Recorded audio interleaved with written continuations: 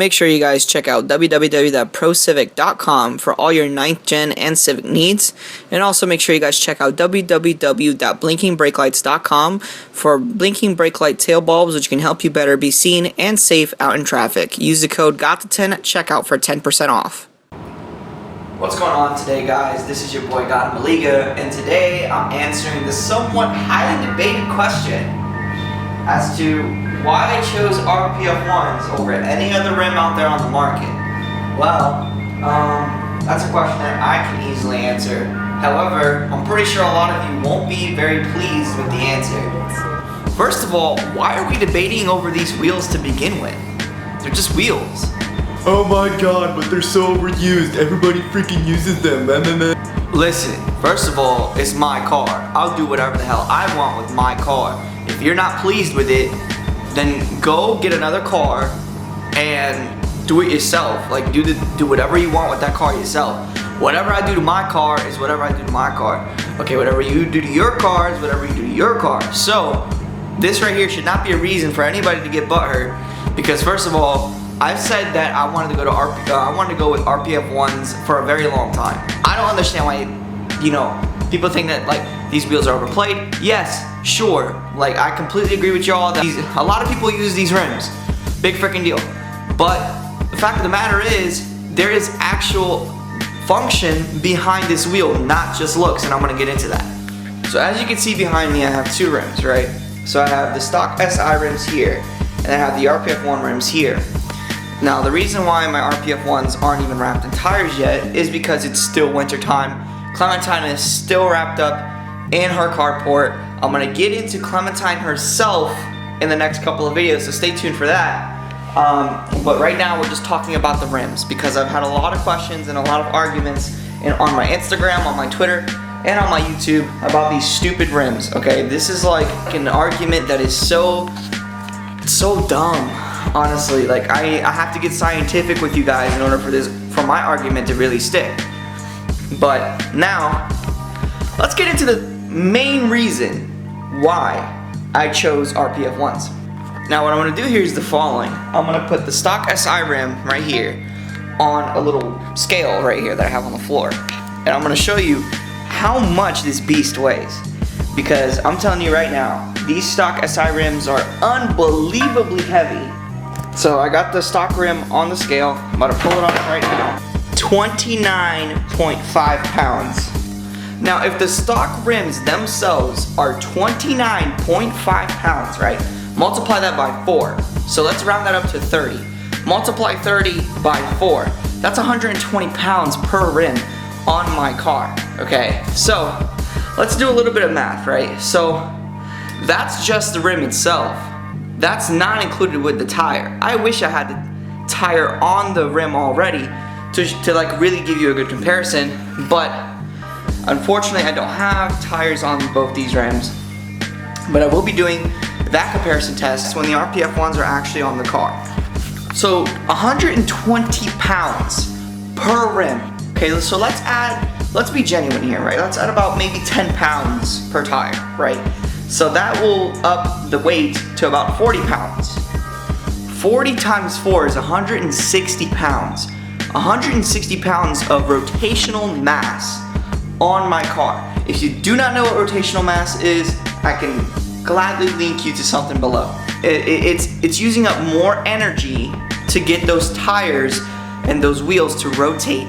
So that equals loss of power, and that also equals lack of wheel horsepower. So my car has about 205 horsepower to the crank, okay?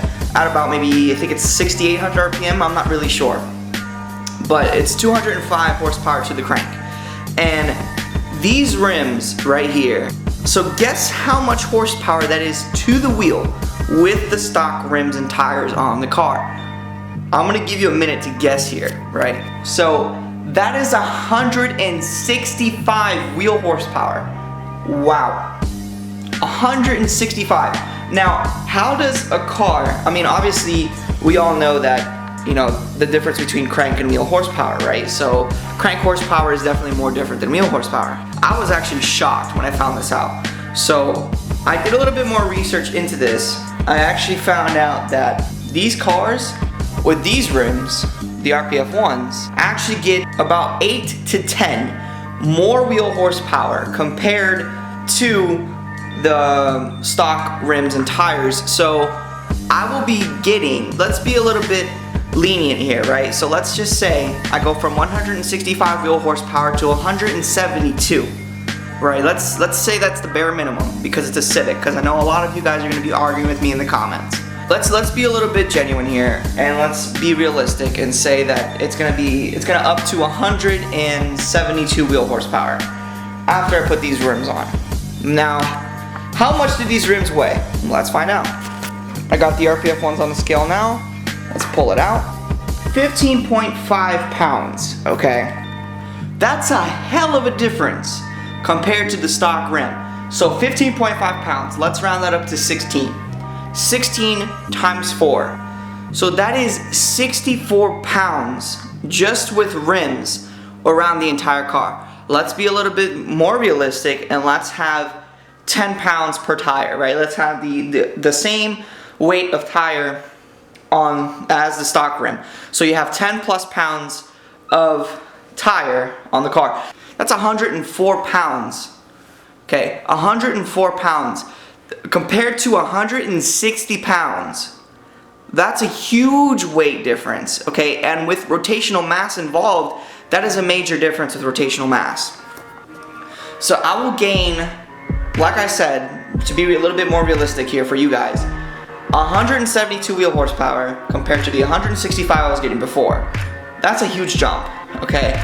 Now, I know for a fact that those of you guys who own 9th gen Civics who switch to Steelies in the wintertime notice a big difference in jump and power. That's because of this rotational mass whole argument thing. So I hope that answers your question about why I chose Enkei RPF1s for my car. Trust me guys, I didn't do it just for looks, even though these look kind of vicious on my car. Okay, it's not just for looks, it's for performance benefits as well. Okay, because you guys know that I want to do autocross every now and again. These rims with a good set of tires are going to be essential for me because I know that there's a lot of dead weight in these stock rims right here. Okay, and honestly, it's useless weight. It really is. Okay, I'm gonna ask very nicely, quit arguing with me on Instagram, quit arguing with me on Twitter and on YouTube, because first of all, rims are already bought. I'm not gonna return them. Okay, and second of all, this was the main reason why I chose these rims. Hopefully you guys can respect that. And besides, it's my build, I'll do whatever I want with it anyways. Okay, so like I said, hopefully that answers your question. I know this is not really a video that you guys want to see, but I really want to keep you guys fed with content every now and again. And I know that this is a topic for a huge argument on my page, and I just want to put this issue to bed. I want to put this argument to rest, and hopefully that answers a lot of your questions in terms of these rims, okay? So, thanks a lot for watching, guys. You can follow me on Instagram and on Twitter. That's down in the description below. This has been your boy, God Maliga, and I'm out. Peace.